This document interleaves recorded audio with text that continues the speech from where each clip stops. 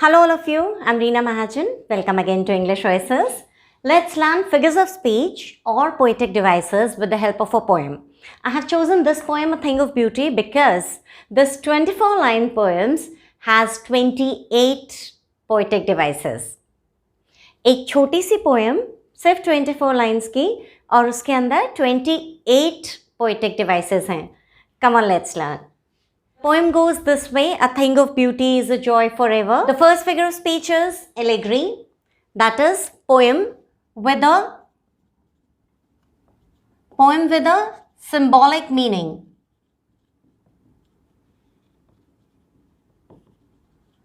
That is a poem with a symbolic meaning. It has some hidden meanings in it. It has too much of imagery, symbolism in it. So that sort of poetry is called Imagery, right?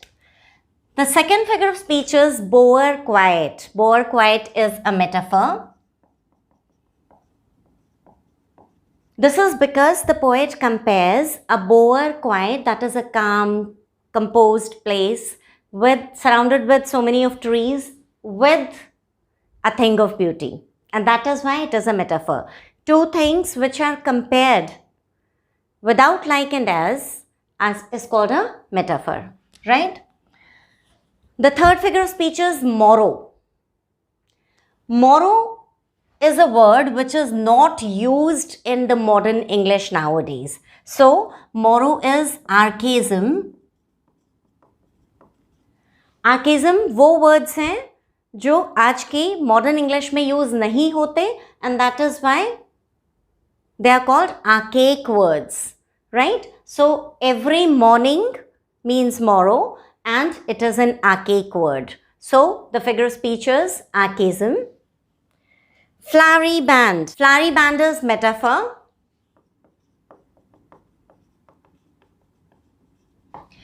Why? Because the poet has compared a garland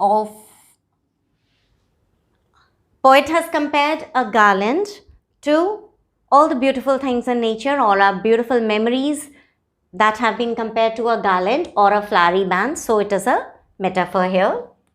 Band to bind. Band to bind is alliteration. Why? Because this BB has been repeated twice. Band to bind is alliteration, right? Next is noble natures. Noble natures is alliteration. And noble natures has one more figure of speech, and that is synecdoche. synecdoche.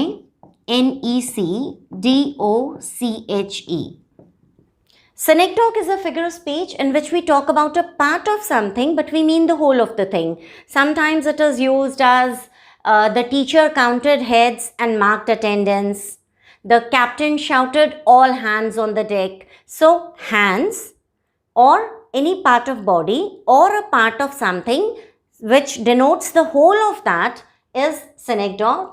Here it is noble natures. So basically he wants to say the whole humanity but talks about only the noble people, right? Gloomy days. Gloomy days is transferred epithet.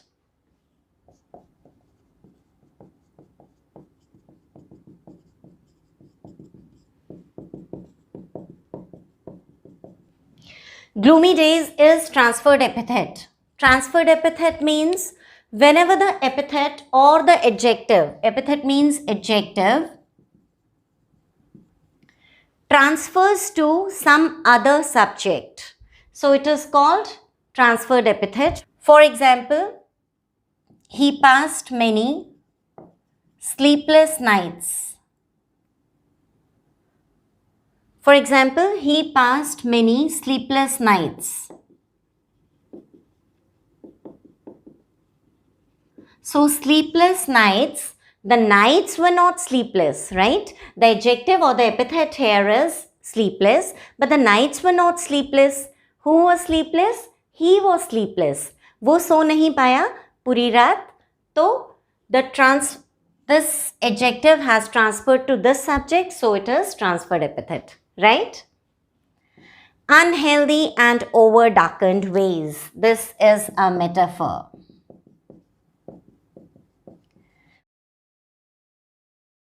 Why? Because the over-darkened, the dark ways have been compared to human beings and their ways of dealing things, right? So it is a metaphor. रास्ता, he says रास्ता, जो गलत रास्ते, जो unhealthy और over डार्कन्ड रास्ते हमने choose किए अपनी लाइफ को स्पेंड करने के लिए ह्यूमन बींग्स ने, ways have been compared to the way we handle things, right? Unhealthy and over darkened ways has one more figure of speech, and that is again transferred epithet.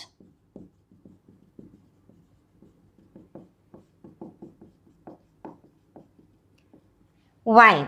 Because the ways are not unhealthy. रास्ते unhealthy नहीं होते और over डार्कन्ड नहीं होते, गलत रास्ते नहीं होते. इनफैक्ट हमारे काम करने के तरीके गलत होते हैं, right? So the ways are not over darkened. In fact people are over darkened. The way of dealing things is over darkened. So it is a transferred epithet, right? Next is some shape of beauty removes away the pall. This is personification here.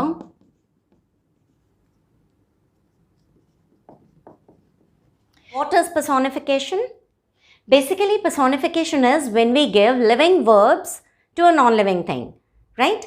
Doing words which are usually given to living things. हम living things को जो verbs देते हैं उनको हम non-living things को assign कर दें. For example, my pen danced on paper. My pen danced on paper. Now the pen danced. Who can dance? A human being, a living thing can dance. So here the pen is dancing, right? So it is transferred epithet. Similarly here, some shape of beauty moves away the pall. Pall is the dark cloud of sadness, right? So the poet John Keats here says that some shape of beauty, whatever shape of beauty we see, some beautiful things in nature moves away the dark cloud of sadness from our personality, from ourself. So it is personification because some shape of beauty is non-living and it moves, right? Moves is the verb here given for a thing of beauty. Clear? So it is personification. Next figure of speech is pall. This is a metaphor. What does pall mean? It means a dark cloud of sadness, right? So here, it moves away the pall. The darkness is compared to the sadness of our life, right? So it is a metaphor. Next is dark spirits. Dark spirits is again a metaphor. Why? Again, it moves away the pall from our dark spirits. So comparison has been made to spirits and our soul, ourselves. So dark spirits is a metaphor here. Simple sheep. Sheep are usually a symbol of innocence, right? Here, simple sheep, S is being repeated. So it is alliteration. Yes, it is alliteration. So I repeat once again, allegory. This whole poem is an allegory. That is a poem with a symbolic meaning. Boar quiet, metaphor. Morrow, archaism. Flowery band, metaphor. Band to band, alliteration. Noble natures, alliteration. Noble natures is again synecdoche also. That is talking about some part of body or a part but denoting the whole of it, right? Gloomy days is transferred epithet. Unhealthy and over darkened ways is metaphor. Unhealthy and over darkened ways is again transferred epithet. Pall is metaphor. Some shape of beauty moves away the pall is personification. Pall is metaphor. Dark spirits is metaphor. And simple sheep is alliteration. These are 14. Now come to the next 14 figures of speech in this poem. Before that, please subscribe to the channel. आप subscribe तो कभी करते ही नहीं हैं. And share this video with all of your friends and whosoever is in 12th class, because this poem is also a part of the 12th class syllabus of CBSE. Back please. The 15th figure of speech here in A Thing of Beauty is visual imagery. The visual imagery is a figure of speech in which the poet tries to create a visual in front of us, right? And we imagine something. Here it is trees old and young sprouting a shady boon, right? And the daffodils, the flowers, which are very beautiful. So he tries to create that image. Clear rills, the fresh water streams, again creates an image in front of us. There's one more example of this is musk rose blooms. One more example is musk rose blooms, right? Next, 16th is trees young and old sprouting a shady boon. It's again personification. So I told you what is personification. Personification is whenever we give a verb that is usually given to living things and now we are giving it to a non-living thing. हम एक verb जो usually किसको देते हैं living things को, लेकिन यहाँ हम किसको दे रहे हैं ट्रीज को. Trees young and old sprouting a shady boon, right? Sprouting a shady boon is also alliteration. So this comes like 29 figures of speech here. 17th is green world. Green world is metonymy. Now, what is metonymy?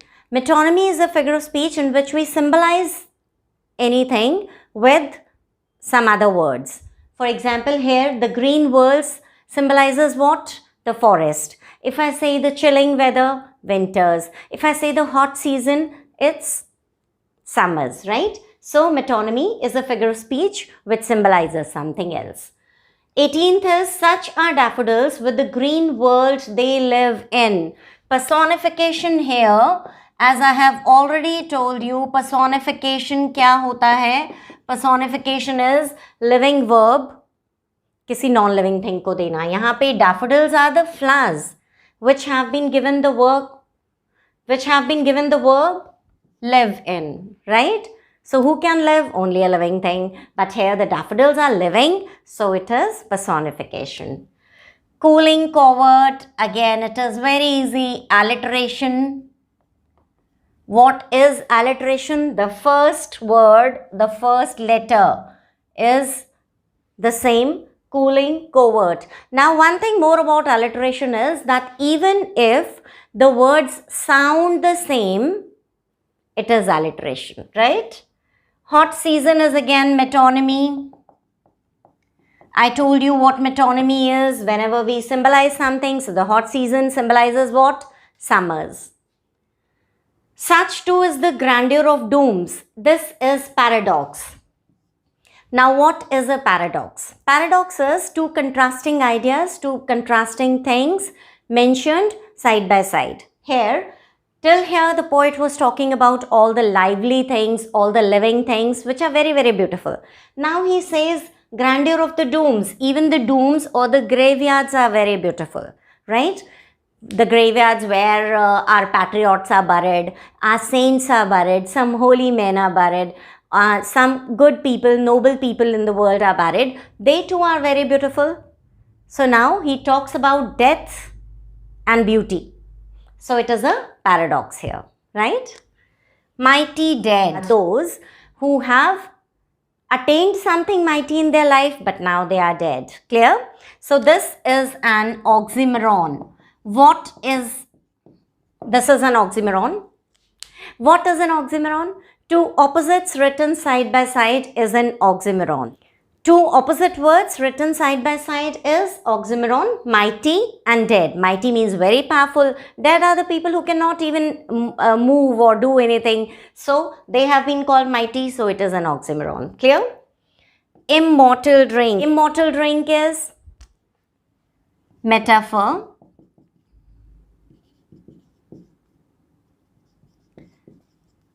Immortal drink is metaphor.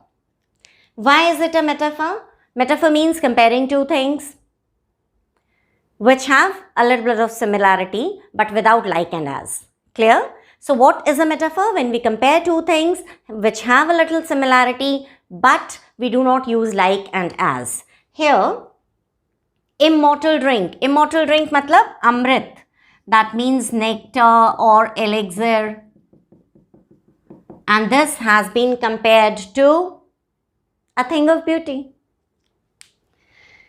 Next, sleep full of sweet dreams. S has been repeated. So it is alliteration.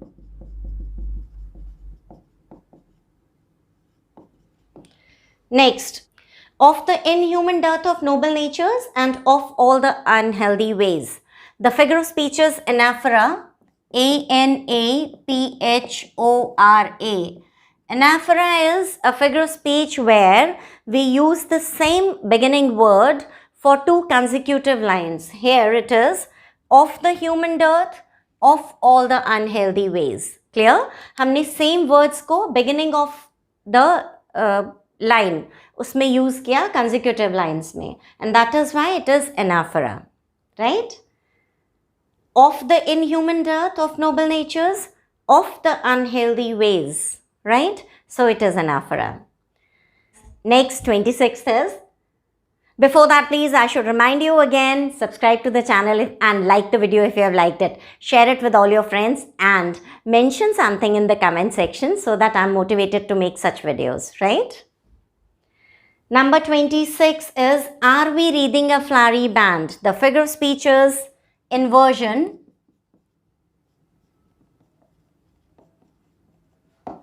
Inversion is a figure of speech in which we do not write straightforward the words. In fact, we scramble them.